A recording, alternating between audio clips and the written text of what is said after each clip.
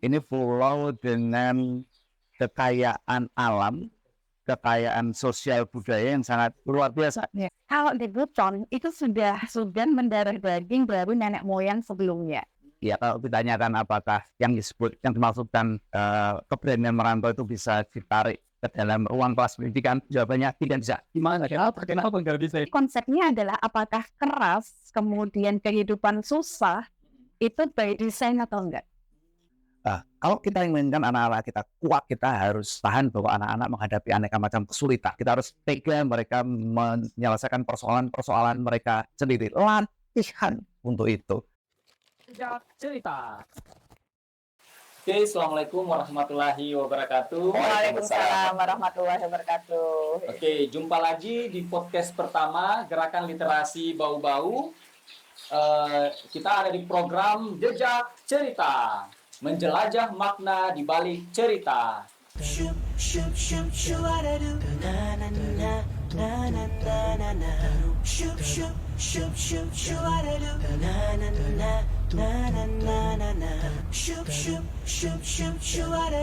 Gerakan Literasi Bau-Bau.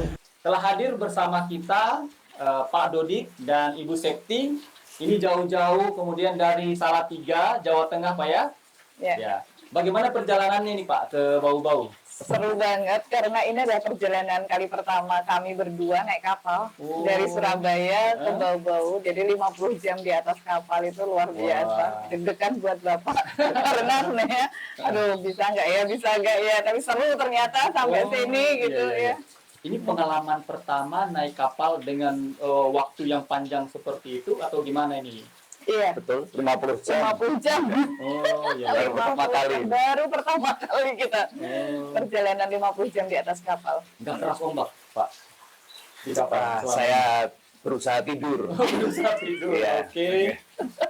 Berusaha tidur, pada dia udah tenang dulu. Alhamdulillah, Allah memberikan karunia laut tenang, ombak tidak terlalu besar, ada goyangan sedikit, tapi tidak panjang, dan masih bisa dikelola dengan baik tubuh ini. Iya, bisa beradaptasi lah cepat gitu ya. Siap. Ini saya lihat kemarin di Facebook itu sampai ke ruang-ruangannya ya, kayak dilihat semua isi-isi kapalnya ya. Betul. Akhirnya berusaha untuk mengenalkan kepada ibu-ibu, terutama ibu-ibu Indonesia yang belum pernah naik kapal seperti saya. Oh iya. Untuk tahu sebenarnya seperti apa sih dalamnya kapal itu, kemudian apa saja yang bisa kita jalankan bersama nanti ketika kita perjalanan jauh itu seperti apa ya. Siap. Ya, dan kami mendapati banyak keluarga yang dengan gembira menikmati perjalanan dengan kapal dalam waktu berhari-hari, mendapatkan teman baru, mendapatkan keluarga baru. Wah, seru itu. Ini unik ini jadinya begitu. Wah, ini luar biasa untuk pembinaan keluarga, ini keren banget. Seperti camping di atas lautan. Iya, camping di atas lautan gitu kan. Ya. Kemarin itu saya dapat juga sekolah yang kebetulan ada tema lautnya, itu langsung mengajak ke Kota Bau-Bau naik kapal supaya dirasakan kayaknya sensasinya. Jadi bertemu kapten, kemudian langsung jalan-jalan di Pantai Nirwana juga. Ini kebetulan para penyimak kita di Gerakan Literasi Bau-Bau, ini kita berada di Villa Nirwana Buton bersama ini founder dari ibu profesional yang hebat, yang luar biasa dengan portofolio. Saya rasa ini termasuk satu dari keluarga paling berpengaruh di dunia. Alhamdulillah. Ini ngomong-ngomong Pak, ini kan sudah jalan-jalan di Kota Bau-Bau. Setelah melihat kemudian potensi Kota Bau-Bau, lautnya, perikanannya, kemudian budaya, dalam hal ini Kota Bau-Bau sebagai pemilik benteng terluas di dunia. Ini kira-kira kurikulum yang pas untuk pendidikan di kota ini arahnya menuju kemana ini Pak bagusnya? Yang lokal Bau-Bau. Jadi bukan kodian disamakan dengan seluruh anak-anak di tempat-tempat yang lain. Tidak harus sama dengan mereka yang berada di Jakarta, nggak harus sama dengan yang di Jawa, dan bahkan tidak harus sama dengan di tempat yang lain. Yang sangat lokal Bau-Bau. Karena Bau-Bau ini luar biasa. Ini pulau dengan kekayaan alam, kekayaan sosial budaya yang sangat luar biasa. Saya lihat ya, laut kita punya. Bawah air maupun atas airnya. Jadi apa namanya? Dasar lautnya, lalu kalau kita snorkeling di permukaannya, kemudian melihat pemandangan ketika melayarinya, itu sudah luar biasa. Kemudian juga punya sabana. Keren sekali, sebuah pulau ada laut, ada sabana. Ada hutan yang bagus, luar biasa. Ada goa yang istimewa yang di dalamnya bisa anak-anak mendapati danau kecil yang bisa berenang dan diminum airnya. Luar biasa sekali. Dan kemarin kami menapaki air terjun di tengah hutan yang indah luar biasa. Sampai ke sana Pak ya? Iya. Konon ini bukan yang satu-satunya. Iya, bukan Masih yang banyak. terindah dan bukan satu-satunya. Masih Wow. banyak. Berarti bisa Yang nih kita lainnya. gitu kan ya. Jadi Pulau Buton ini secara alam luar biasa. Dikaruniai kekayaan alam juga yang luar biasa. Di mana dulu tiap kali kami belajar, aspal dari mana? Pulau Buton. Ya. Semua tahu mengenai hal itu di Indonesia, dan Pulau Buton memberikan kontribusi perbaikan infrastruktur jalan di seluruh Indonesia. Pertamina membangun tandem tangkinya di Pulau Buton. Pasti sudah melalui survei yang betul. luar biasa. Jadi anak-anak Buton harus tahu mengenai hal itu, mengapa Pertamina meletakkannya di sini. Lalu berikutnya, sosial budaya. Luar biasa sekali. Di sini ada Kampung Bali. Iya. Wow. Karing-karing. Iya. Karing-karing. Kampung satu desa yang dihuni oleh orang-orang Bali dengan adat budaya Bali terjaga baik berada di Pulau Buton. Betul. Lalu ada Kampung Korea. Iya. Ini istimewa sekali mengenai hal itu. Jadi kalau anak-anak Buton sampai tidak mengenali, sayang sekali. Belum lagi kalau kita melihat bahwa para pendahulu orang-orang Buton itu telah menjelajah berbagai pelosok tanah air dan berbagai pelosok dunia. Iya. Sampai ada kampung-kampung Buton di Papua, di Malaysia, di Singapura. Nah, kalau anak-anak Buton sampai tidak tahu mengenai hal itu dan kemudian takut terhadap laut, sayang sekali. Iya, Pak. Dan lokasi strategis Pulau Buton ini adalah hub pelayaran buat Indonesia dari barat ke timur. Iya. Istimewa. Jadi anak-anak Buton, pendidikannya seperti apa? Lokal Buton. Ya. Ini mungkin tentang merantau ini kan ikon kota Bau-Bau ini kan dikenal naga dengan nenas, buah nenas. Nah, nenas ini yang katanya filosofisnya itu diambil karena nenas ini bisa tumbuh di mana saja. Sehingga masyarakat kota Bau-Bau, khususnya di Pulau Buton itu senang merantau. Kita mungkin kenal dari suku Bugis. Buton pun tidak mau kalah, ada kampung Buton di Papua, kampung Buton di Maluku. Nah, terkait dengan spirit merantau ini Pak, ini bisa nggak ini dibawa ke ruang-ruang pendidikan? Itu gimana itu Pak, pengajarannya kira-kira? Iya, karena spesies unggul di muka bumi ini itu bukan suku-suku tertentu sebenarnya.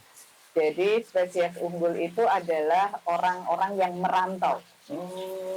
Maka ketika apakah bisa ini masuk pada kurikulum? Kalau di Buton itu sudah mendarah daging seharusnya gitu kan. Ini adalah kurikulum yang sudah mendarah daging dari nenek moyang sebelumnya. Maka sangat sayang sekali apabila kita mendidik anak kita sekarang menggunakan kurikulum yang tidak diwariskan oleh nenek moyang. Itu. Karena kita sudah punya nih di Buton ya. Di Buton tuh sudah punya nenek moyang itu pemberani gitu kan. Nenek moyangku seorang pelaut mungkin lagu ini dari Buton.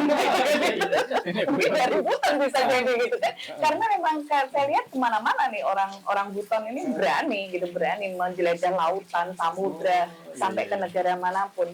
Kita akan melihat kembali anak-anak kita, apakah anak-anak kita berani untuk melakukan perantauan, untuk keluar dari rumahnya, zona nyamannya, apakah berani?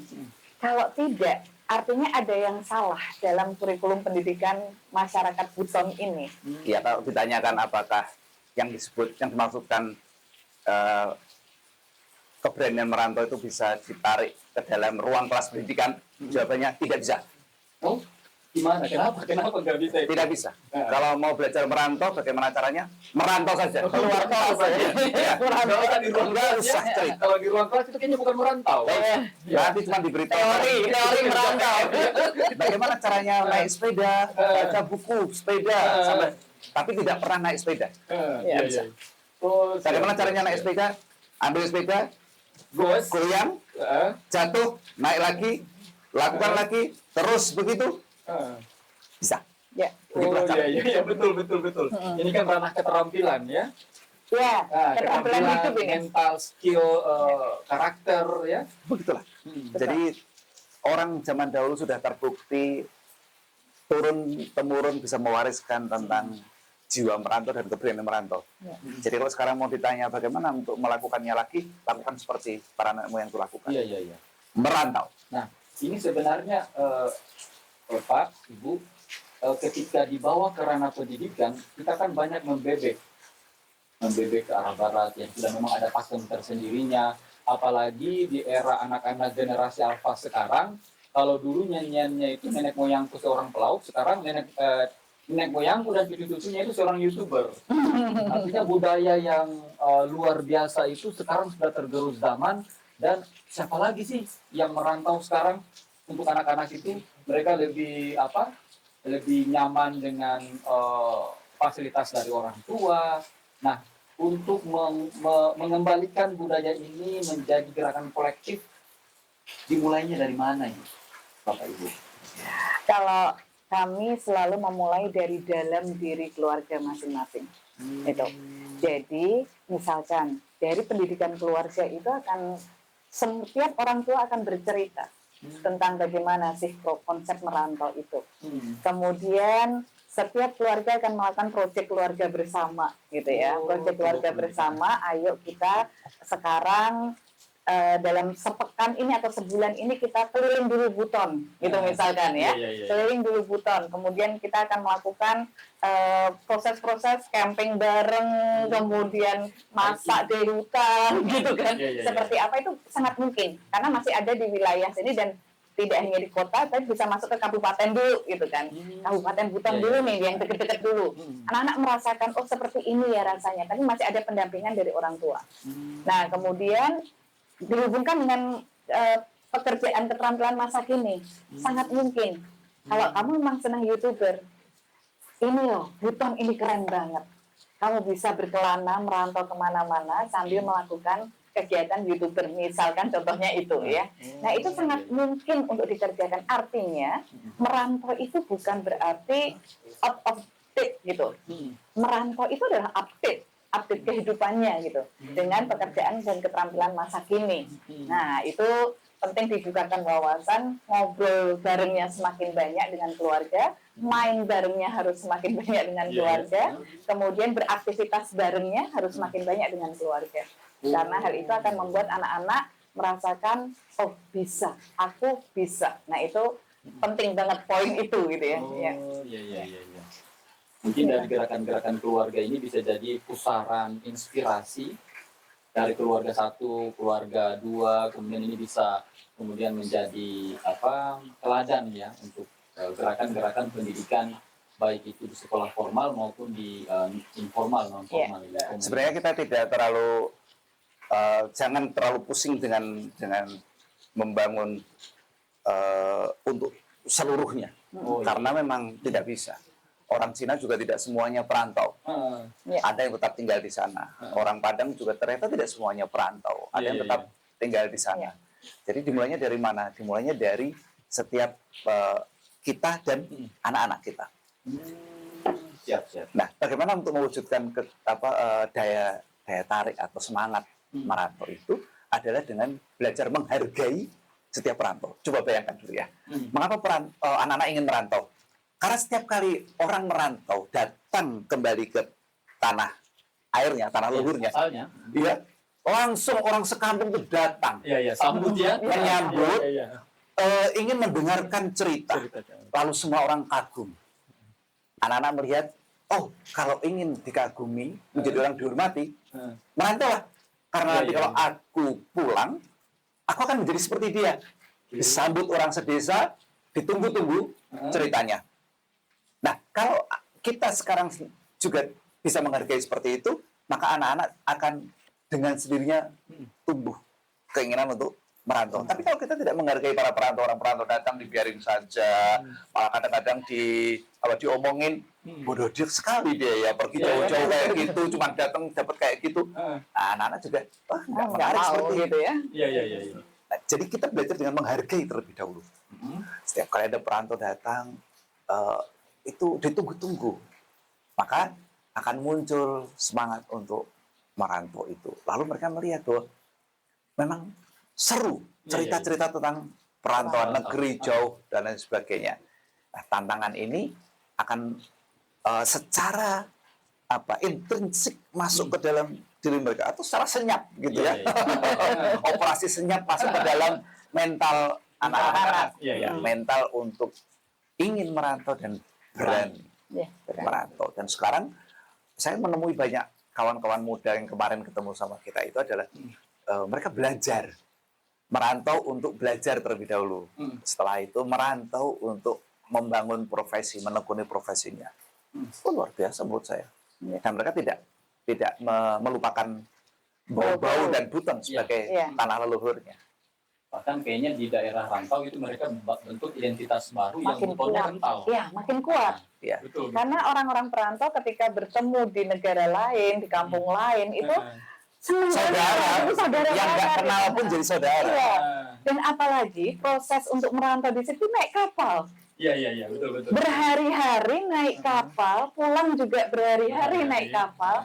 Itu sudah terjadi kekuatan obrolan yang luar biasa. Itu ikatan chemistry-nya terbangun itu pasti. Saya kemarin tanya pada kawan-kawan itu, bagaimana kalian itu? Ketika belajar dulu, yang seru itu adalah ketika berangkat dan pulang, Pak. Karena dari berbagai kota, dari Malang, dari Bandung, dari Jakarta, Jogja, ngumpul di Surabaya, lalu naik kapal bersama-sama. Itu persaudaraannya sudah lintas jurusan, lintas kota, lintas universitas, lintas angkatan. Betul. Yang muda sama yang tua itu sudah melebur ketika berada dalam kapal itu sambil, mau apa lagi? Ngobrol di situ akhirnya. Lalu setelah ngobrol terjadi persentuhan yang banyak, intensitas interaksi kawan-kawan itu. Ini menguat sekali saudaranya.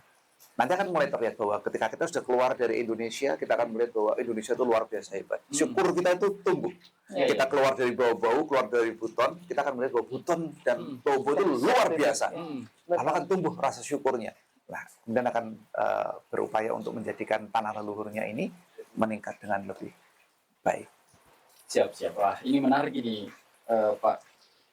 Terkait ini, dulu kan motif untuk merantau itu kan tidak ada pilihan lain. Karena kondisi kehidupan ekonomi di Pulau Buton ini memang masih sangat kurang. Sehingga anak-anak, ayo merantau untuk merubah nasib. Ya. Nah, dibawa ke tahun 2024, ya. Apakah ini kayaknya motif ini kayaknya sudah tidak ada lagi. Bahkan orang tua itu takut anaknya merantau. Iya. Nah, ditambah lagi dengan pendidikan rumah khususnya untuk Indonesia Timur itu terkenal sangat keras sekali. Nah, ini ada kaitannya dengan pemberdayaan yang dilakukan ibu profesional. Bagaimana sih tips-triknya untuk masuk dalam keluarga yang tipikal keras seperti itu, Bunda? Apakah ada mungkin tips-tipsnya mungkin? Iya. Sebenarnya keras itu ada dimaknai seperti apa gitu ya. Tidak asal keras gitu, tidak asal keras. Karena ketika kita mendidik anak-anak itu keras kepada dirinya sendiri gitu, keras pada dirinya sendiri, maka lingkungan akan lunak pada mereka. Tapi ketika kita mendidik diri kita itu lunak sekali, karena fasilitas yang ada, serba mudah, nggak pernah jalan kaki ke sekolah, diantar dari kamar sampai pintu kelas, itu kan, sangat lunak sekali ini, maka lingkungan yang akan keras nantinya, gitu. Nah, jadi konsepnya adalah apakah keras, kemudian kehidupan susah, itu by design atau enggak? Kalau by design artinya sudah punya tujuan. Tapi kalau kerasnya, susahnya itu karena pelarian, misalkan orang tua ekonominya lagi sulit, kemudian nggak bisa mendidik anak, iya, gitu, nggak bisa mendidik anak, kemudian suasana kehidupan, akhirnya itu adalah pelarian untuk aku jengkelnya dengan keras dengan anak-anak. Itu berarti tidak benar. Ya, bukan by design. Bukan by design, karena susah itu bisa di by design gitu. Bisa di by design ini. ini. Langkah-langkah praktisnya ada yang susah itu by design. Ya, ada beberapa. Itu gimana? Keras itu apakah dimanai sebagai kopoh? Kalau sebagai kopoh lain cerita ya. Kopoh itu apa? Keras kepala keras gitu. stubborn gitu ya. Oh, ya. Itu ya yang mau diapa-apain sudah nggak mau. Tapi kalau namanya keras itu adalah sebagai bentuk tegas, suara yang tidak mendayu-dayu. Nah, itu bentuk akan menunjukkan karakter. Nah, karakter keras itu justru menarik. Tidak ada sesuatu yang keliru dengan semacam itu. Ada kata-kata dari seorang novelis, saya lupa namanya itu. Tapi saya suka dengan kata-katanya itu. Adalah difficult times create strong people. Strong people create good times. Good times creates weak people. Muter lagi nih. Weak people creates difficult times. Nah, sekarang ada orang kan mungkin merasa bahwa wah, kita ini sudah enak ya. Nah, enak, kenyamanan akan membuat anak-anak menjadi lemah. Karena apa? Kita nggak tega, mereka mau nyapu aja nggak boleh. Jangan. Baru nyapu, mau potong kayu dan sebagainya, tangan meluka. Lemah mereka. Mau berangkat sekolah saja dulu, kalau zaman saya ini berangkat sekolah rame-rame dengan teman. Jauh gitu kita. Jalan jauh, ngobrol, jalan. Sekarang mau sekolah aja diantar kalau bisa dari tempat tidur sampai tamu kelas. Itu membuat anak-anak lemah. Ya, maksim ya. Apapun bentuknya. Itu orang tua tidak mau. Nanti kalau anakku ketabrak di jalan bagaimana dan sebagainya. Itu membuat anak-anak menjadi lemah. Kalau kita inginkan anak-anak kita kuat, kita harus tahan bahwa anak-anak menghadapi aneka macam kesulitan. Kita harus tega mereka menyelesaikan persoalan-persoalan mereka sendiri. Latihan untuk itu. Difficult times create strong people. Nah, difficult time itu ada kalanya muncul dengan sendirinya. Misalnya bencana alam. Lalu bencana dunia ekonomi. COVID kemarin gitu ya. Itu nggak bisa kita desain. Ya, muncul harus kita hadapi. Tetapi sebelum sesuatu yang tidak bisa kita desain itu atau given itu muncul, kita bisa melatih mereka dengan aneka macam kesulitan sesuai tingkatnya dari anak-anak naik ke remaja, naik ke dewasa dan seterusnya. Latihan untuk itu. Bentuknya apa? Sederhana. Mulai dari mengerjakan pekerjaan rumah, kemudian mulai dengan melakukan kegiatan traveling bersama, merantau kecil-kecilan tuh, ya sehari, lalu 2 hari, 3 hari. Camping bersama dengan anak-anak, tapi jangan setelah camping nanti dibawain itu aneka macam fast food ya. Itu nggak mendidik sama sekali. Pertama samanya nggak mendidik, tapi mereka nggak mengerjakan apa-apa. Camping ya camping. Apa yang ada di sana dimasak, lalu dimakan bersama, dinikmati hasilnya. Begitu latihannya. Apalagi di sini, wah kita bisa melakukannya dengan luar biasa. Di hutan masih banyak bisa ketemu banyak aneka buah-buahan. Di laut kita bisa langsung mengambil ikannya. Itu tidak akan pernah bisa dikerjakan anak-anak. Selain di pulau seperti ini. Jakarta nggak bisa kayak gitu. Nggak bisa. Jadi kalau camping kita kayak camping orang Jakarta, datangin fast food, bodoh kita. Karena hutan punya bau-bau, punya segala sesuatu yang orang Jakarta, orang Surabaya, orang Bandung tidak punya. Yang bisa dilakukan oleh anak-anak bau-bau dan anak-anak Buton ini dan sekitarnya kepulauan Buton ini. Ini luar biasa. Jadi jangan habiskan dana pendidikan yang 20% APBD itu untuk membangun aneka macam infrastruktur. Buka besar-besar dinding kelas itu. Kalau perlu nggak usah ada dinding. Bagaimana bisa menyelenggarakan pendidikan seperti itu? Ya harus belajar caranya. Kami membuat sekolah yang berbeda. Bentuk gedungnya. Bukan sekolah bentuk huruf L gitu ya, yang biasa ada gitu ya. Sekolah yang berbeda, infrastruktur yang berbeda itu tidak mendapatkan izin dari pemerintah dengan cepat. Selama anak-anak bahagia, gurunya bahagia, itu on track buat kami. Menumbuhkan anak yang merdeka melalui proses yang merdeka. Dan pendidikan itu jangan disempitkan menjadi sekolahan. Kami sedang memperjuangkan kemerdekaan anak-anak Indonesia. Lah, memperjuangkan kemerdekaan tiba-tiba kami terbelenggu sendiri dengan apa yang kami perjuangkan. Iya. Kan pusing. Terbelenggunya bagaimana? Terbelenggunya kita sibuk untuk menjual supaya laku. Kalau nggak laku saya sedih. Padahal kami selalu gitu merdekanya gitu kan. Kami bahagia melakukan ini. Mau ikut apa enggak? Ikut ayo. Enggak apa-apa. Gerakan literasi bau-bau.